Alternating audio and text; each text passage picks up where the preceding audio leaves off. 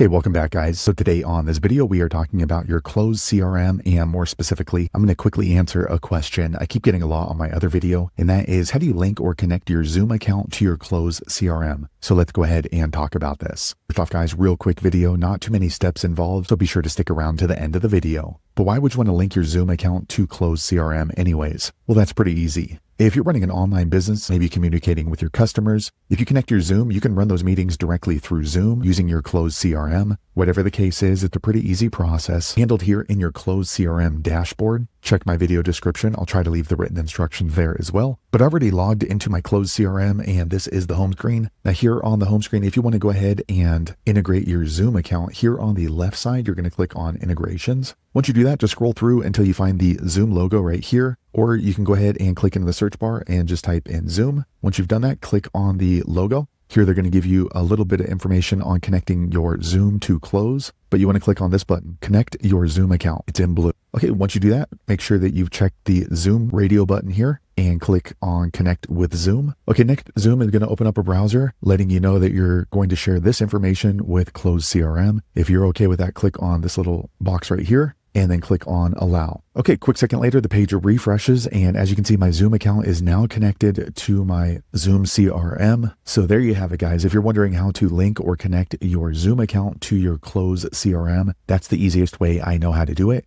If you know an easier way, be sure to leave a comment below. Let the rest of us know how you did it. Hopefully you found that video useful. If so, click thumbs up, or maybe consider subscribing to my channel, and I hope to see you on the next video. Thanks again for watching.